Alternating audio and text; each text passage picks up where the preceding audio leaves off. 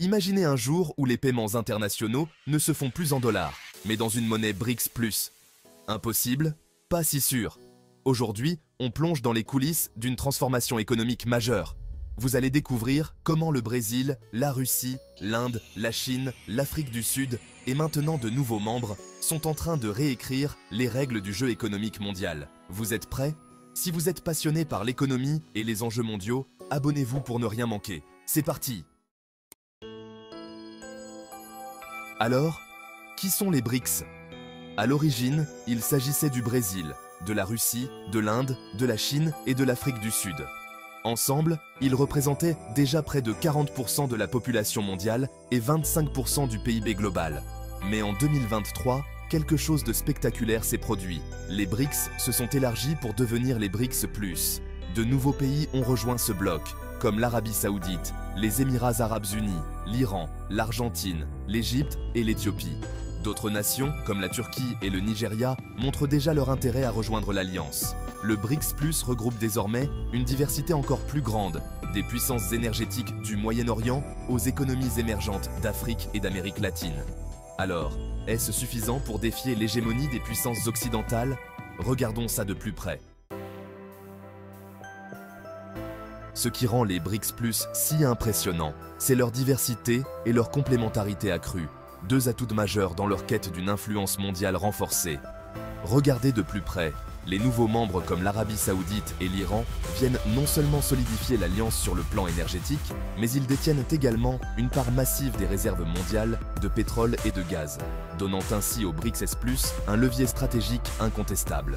Leur rôle dans les marchés de l'énergie leur permet de peser dans les négociations internationales, tout en renforçant leur indépendance vis-à-vis des puissances occidentales.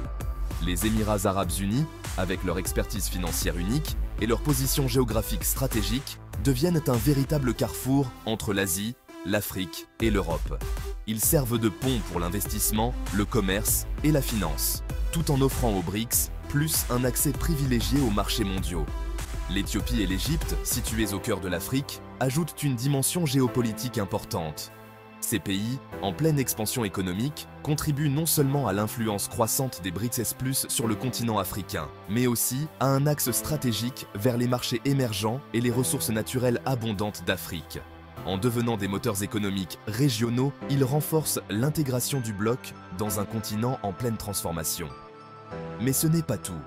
Le BRICS+ prévoit une accélération de son intégration économique, avec des projets communs qui pourraient redéfinir les règles du jeu global.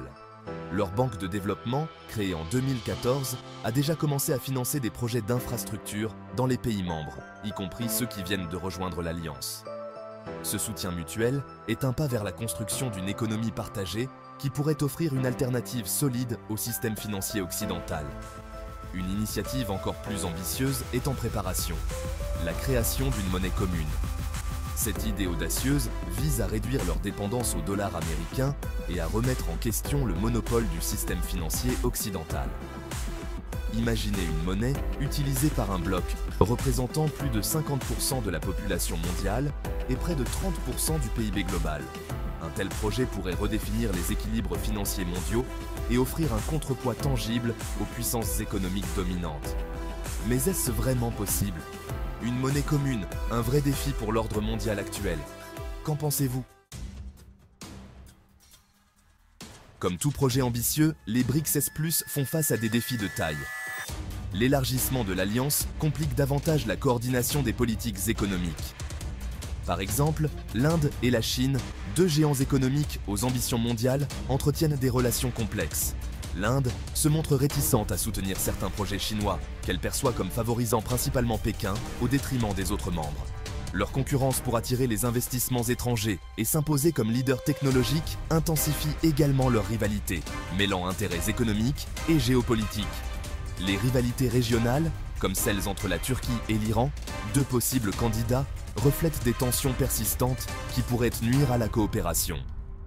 Les différences économiques, avec des pays comme l'Arabie Saoudite, riche en pétrole, et l'Éthiopie, encore en développement, soulignent des priorités souvent divergentes.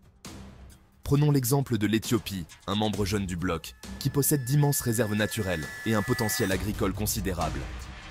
Bien que ces atouts puissent en faire un acteur clé dans cette dynamique, ils soulignent aussi les disparités économiques qui compliquent l'unité au sein des BRICS+. Mais une question importante se pose, pourquoi ces pays rejoignent-ils ce bloc?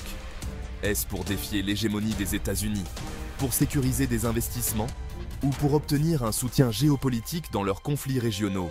Prenons l'Arabie Saoudite, par exemple. N'est-elle pas en train de jouer un double jeu en rejoignant les BRICS+? D'un côté, elle souhaite diversifier ses partenariats économiques, mais de l'autre, sa politique énergétique et sa position vis-à-vis des États-Unis pourraient bien être un facteur majeur derrière son adhésion. À cela s'ajoutent des pressions externes. Les sanctions occidentales contre des pays comme la Russie ou l'Iran compliquent les échanges commerciaux. Par ailleurs, des institutions dominées par l'Occident, telles que le FMI et la Banque mondiale, restent des acteurs majeurs du financement global. Enfin, le BRICS+ devra gérer son élargissement sans diluer sa mission initiale. Des initiatives comme l'idée d'une monnaie commune deviennent encore plus complexes face à une diversité économique accrue parmi les membres. Pensez-vous que les BRICS+ parviendront à surmonter ces obstacles et à s'imposer comme une véritable alternative aux puissances occidentales? Ou ces divisions internes risquent-elles de freiner leur ambition? Laissez votre avis en commentaire. Alors, que retenir de tout ça? Les BRICS+ ont un potentiel immense grâce à leurs nouveaux membres, leur poids démographique, leurs ressources naturelles et leur volonté de proposer des alternatives au système économique mondial actuel. Mais leurs défis sont tout aussi considérables. Les BRICS+ sont-ils la clé d'un monde multipolaire ou un symbole d'ambition trop divisée pour réussir ensemble? À vous de juger. Une chose est sûre, l'économie de demain se construit aujourd'hui. Si cette vidéo vous a éclairé, laissez un like et partagez-la. Abonnez-vous pour ne rien manquer des prochaines explorations sur ces enjeux passionnants. Dites-moi en commentaire ce que vous en pensez. Rappelez-vous, l'économie de demain se décide aujourd'hui. Merci d'avoir regardé et à très bientôt.